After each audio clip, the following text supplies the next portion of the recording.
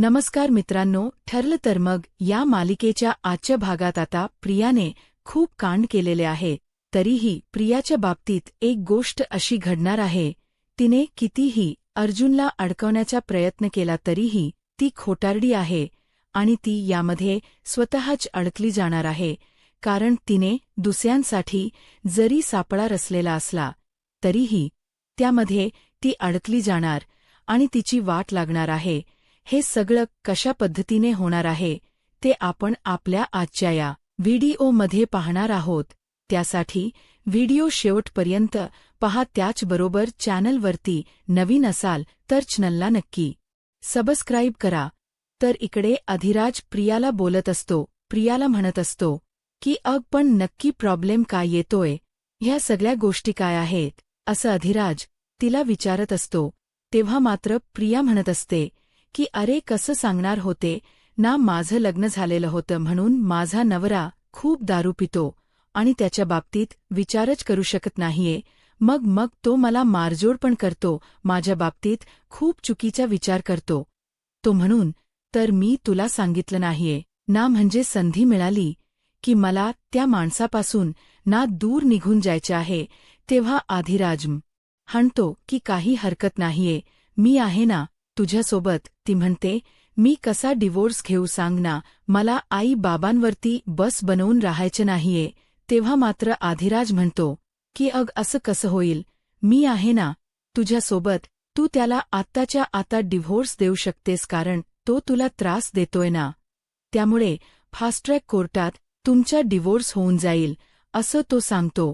आणि इतकी प्रियाला प्रेक्षकांनो त्याच्याकडून अंगठी घालून घेते आणि त्याला म्हणते की मला निघायला लागेल. अधिराज म्हणतो की मी सोडतो तुला, पण ती म्हणते की नाही नको माझ्या नव, याने बघितलं ना उगीच प्रॉब्लेम क्रिएट होतील आणि त्याचा त्रास माझ्या आईबाबांना होईल.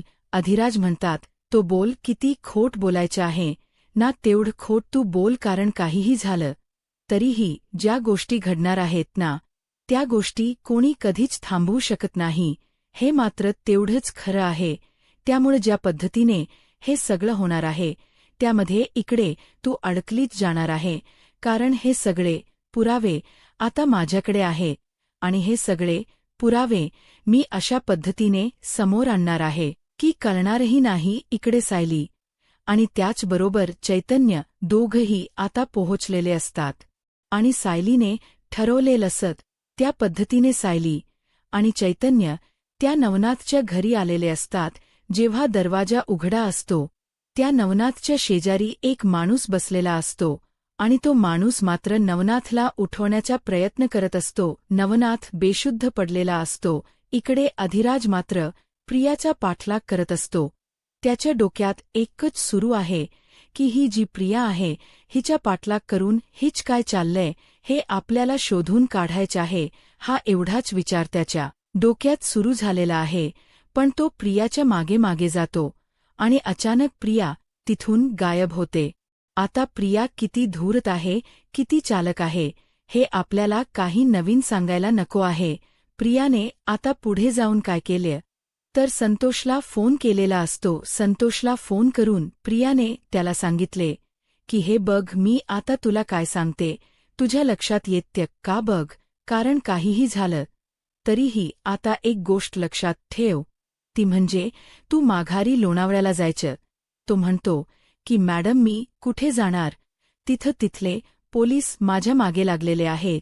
तेव्हाच सांगते की मी तुला लोकेशन दिलेलं आहे, म्हणजेच आता या संतोषने कुठे लपायचं याचं लोकेशन आता प्रियाने त्याला दिलेलं आहे. त्याला सांगितलेलं आहे की काहीही झालं तरीही त्या ठिकाणी तू जायचं आहे आणि त्या ठिकाणी गेल्यानंतर ह्या सगळ्या गोष्टी तुझ्या लक्षात येतील, हे सगळं सांगितलं जातं. तेव्हा मात्र इकडे आता अधिराज तिच्या मागावर असतो. सायली आणि चैतन्य तिथे येतात. ते विचारतात काय झाले काका यांना. तेव्हा तो म्हणतो की काही नाहीये, हा माणूस असाच आहे, रोज दारू पितो आणि असा पडतो, आताही तो बेशुद्ध आहे.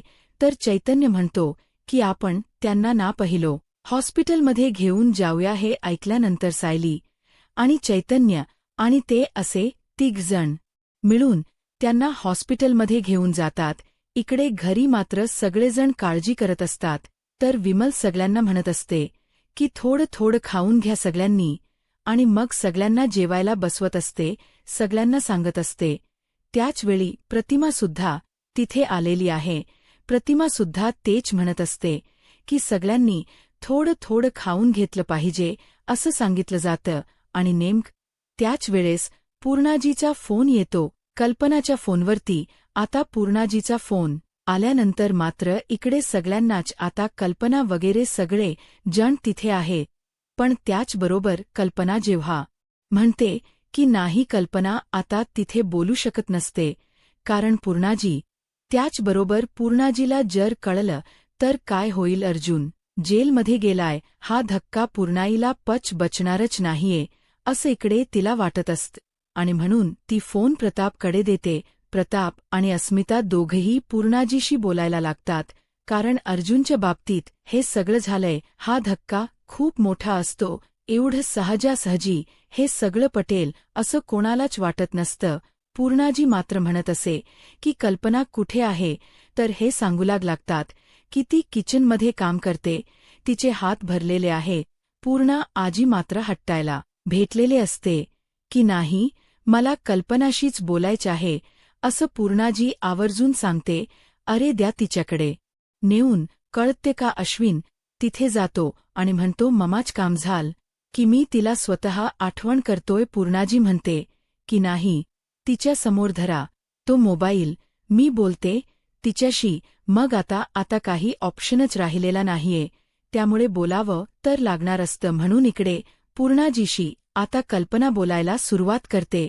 कल्पना म्हणते काय झालं पूर्णाजी म्हणते कल्पना, अगं अर्जुन कुठे आहे, मी अर्जुनला खूप फोन केले, त्यांनी माझा फोन उचललेला नाहीये, काय कर माहिती आहे का अर्जुनची, जरा दृष्ट काढ बर.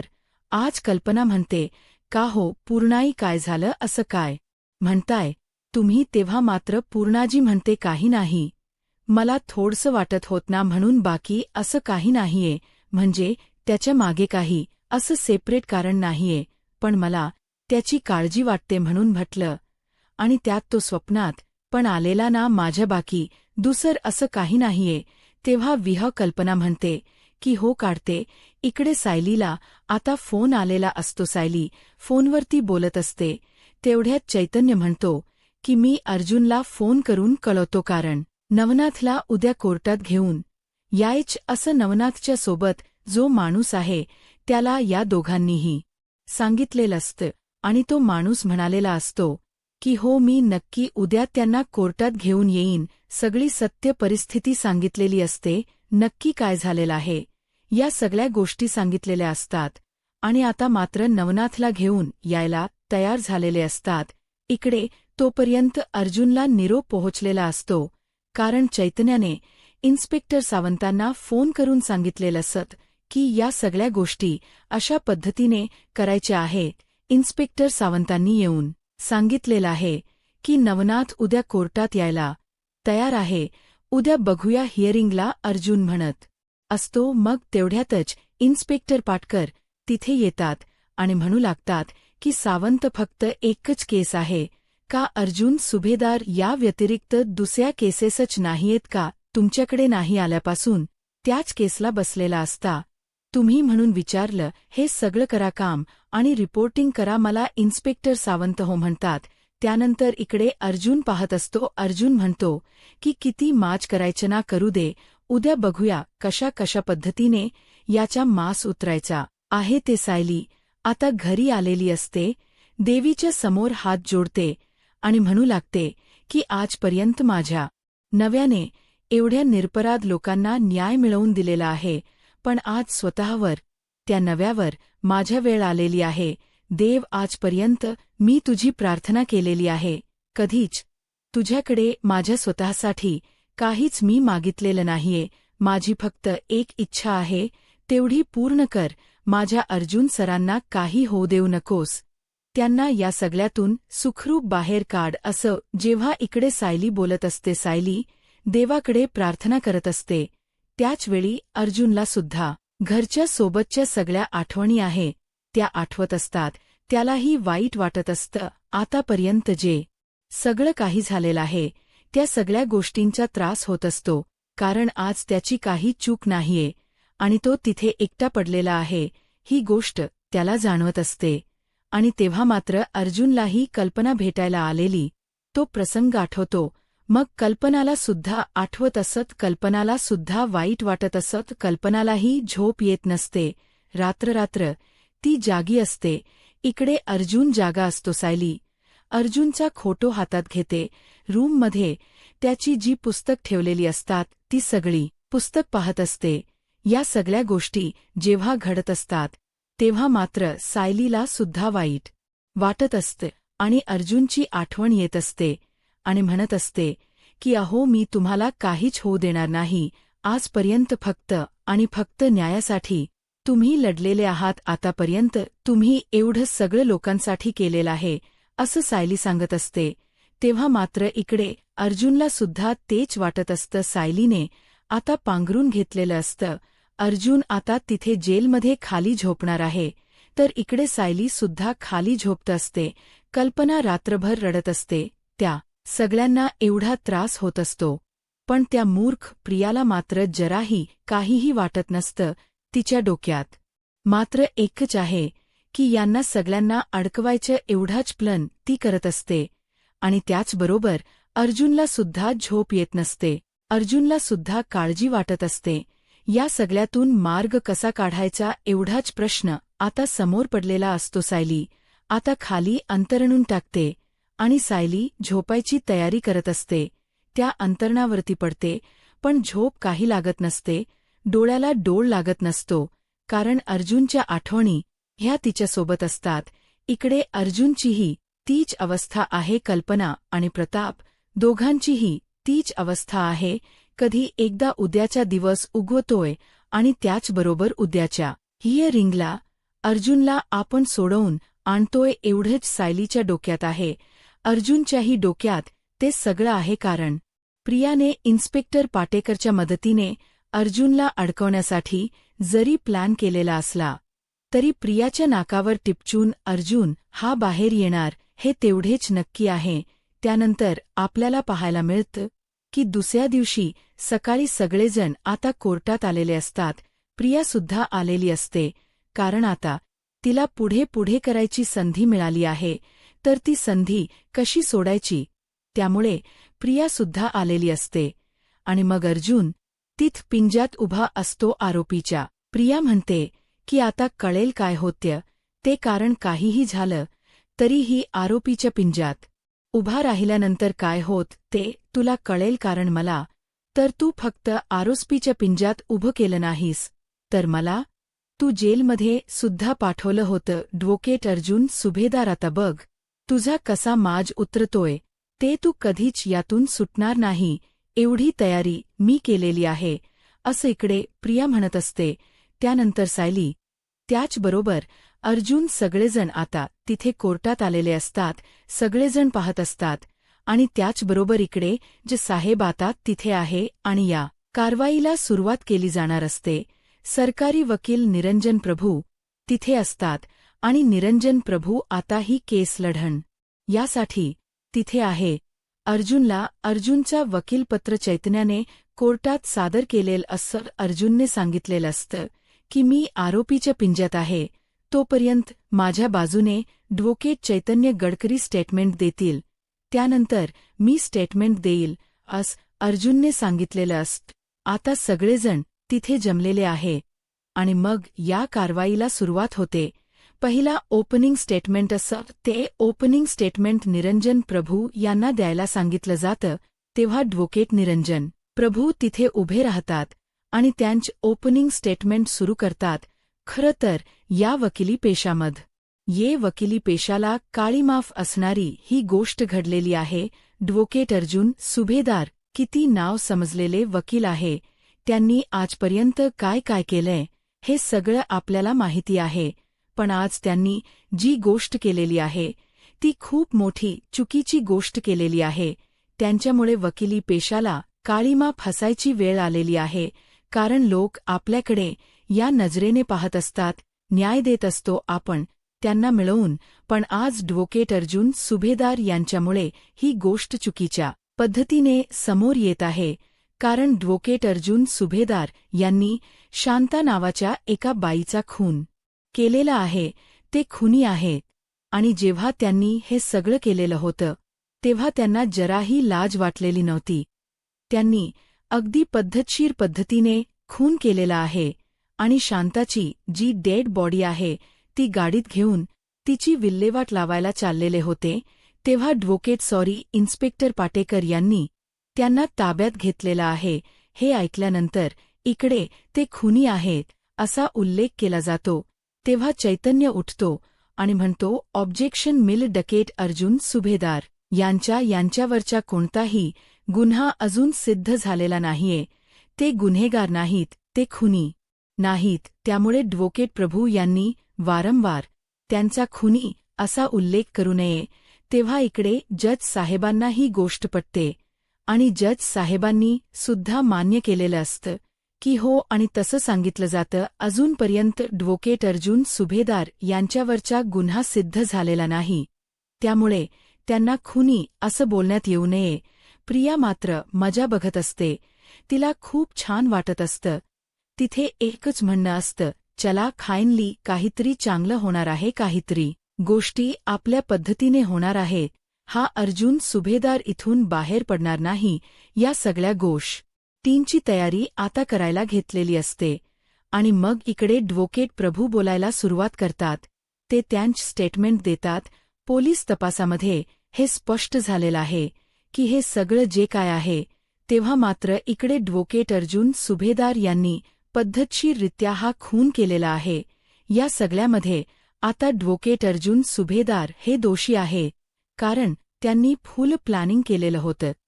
त्यांनी त्यांचा एक माणूस त्यांच्याबरोबर पाठवलेला होता. पहिली गोष्ट तर जी घरावरती नोटीस लागलेली होती त्याचा काहीही संबंध नव्हता.